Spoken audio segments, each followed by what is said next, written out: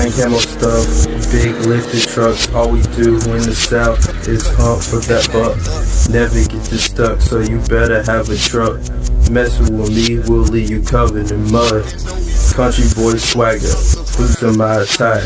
Everybody hating, but I ain't really minding. It's awesome, my truck can't leave you blinded. Let me show you how it's done, just get behind me. I've decided to do a new section on the YouTube channel, and this is going to be for builds under $5,000. Bought this Jeep.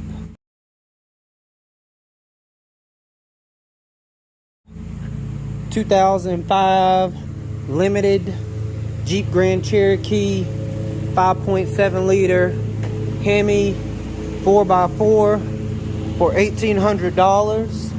The biggest issues with it, you can see there, the tailgate opens, but it does not hold itself up. Same thing for the hood. There's a dent right there. There's a dent right there. The front bumper's messed up. That's messed up, and then these leak, unfortunately, but I'll get that fixed. Oh, and the air conditioner doesn't work, but listen to this baby.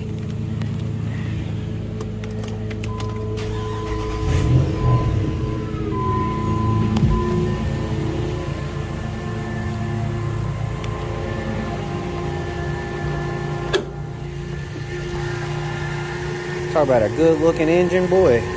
Cold air intake, aftermarket exhaust. He put a brand new battery in it. Can't really complain too much about that, right? So what I'm gonna do is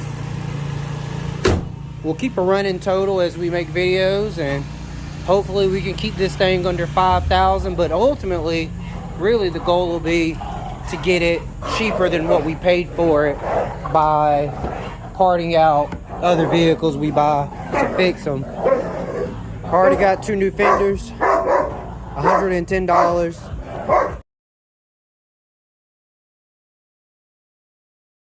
So we are back, and this is part 2 of building a car under $5,000. As you can see, clearly I've been working a little bit. I've already started pulling the fenders off this Jeep that I got for $1,800. And I don't think you guys are aware of it, but I actually purchased this Jeep as a parts car for $700. And so what I'm gonna do with this Jeep is I'm gonna take this bull bar, I'm gonna take the lower front bumper, I'm going to take show you the inside, sorry. I'm gonna take the Bilstein shocks, Old Man Emu coils, and JBA upper control arms off of this Jeep. We're still debating on whether we're taking the roof rack or not, but also probably we'll take these tires, and I'm going to put them all on that Jeep. And if you know anything about the suspension that's on this car, you know that it's worth more than $700. And this stuff is basically brand new. When I saw it, I was like, oh yeah, I'll pay you $700 for that, no problem. But then I'll park the rest of this Jeep out and get my money back. There's the upper front bumper from this one. It's got like lots of extra parts and stuff, but it's in really good condition. Look at the seats. So pretty good deal that I got there. And what we're going to be doing today is removing the rest of the fenders. And I'll probably just go ahead and replace those and then put the new front bumper on. We got to get the nose off of the parts Jeep so that we can put the new lower fascia on, because it's got holes where he cut for that to fit. But once we get all that stuff off of that Jeep, we'll come back over here and put the new stuff on this Jeep. I actually have black replacement fenders that I bought from a guy on Marketplace, and I paid $155 for both. So if you're watching this, what I'll do is probably either at the beginning or end of every video, I'll do a total and see where we're at.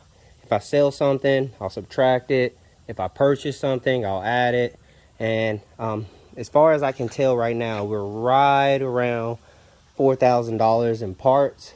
I'm going to do most of the labor myself, so of course that'll save some money. But the things I do have to pay for, like I'll probably pay somebody to put the lift kit on.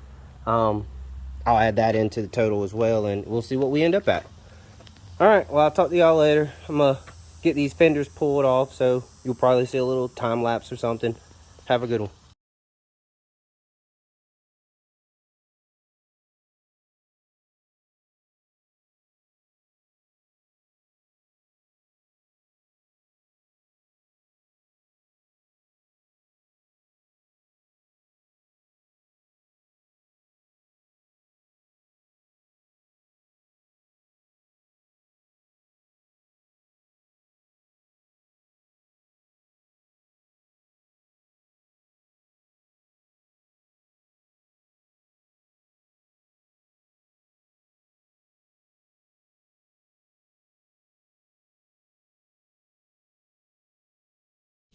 I know y'all are gonna hate me for using different videos, but I pulled my GoPro out, so I figured why not use it. Well, the fenders are off. I'll show you guys. This is the original front bumper. It was a mess, but the fenders are off. It actually has a decent upper control arm on it, but I actually just paid to get that replaced, so I'm about to replace it again. But the fenders are off. Part of removing the fenders is definitely a pain. Lots of like nest in here, so I'm gonna go get my leaf blower and I'm gonna blow this out, and then I guess while I'm at it I can show you guys the replacement fenders, and I'll show you why I'm replacing these. So that one's got a good little nick there, and then this one, I bought this is why I got the Jeep so cheap. He'd hit something in the front, but neither here nor there. I would just use fenders off the parts Jeep, but it's an entirely different color, and the less I have to paint, the less I have to pay, right? So if the goal is to keep things cheap, the best way to do that is to use less parts.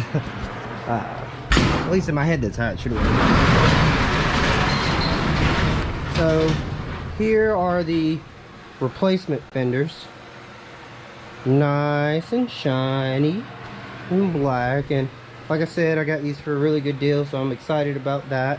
But I'm gonna take these up there and hopefully get these put back on, and I'll probably wrap it up there because we got to take the nose off of the parts Jeep so that we can get it onto the black Jeep, and then we'll get the front bumper on, and I'll send it off somewhere to get painted or get someone to teach me how to paint, and that'll save me some money too.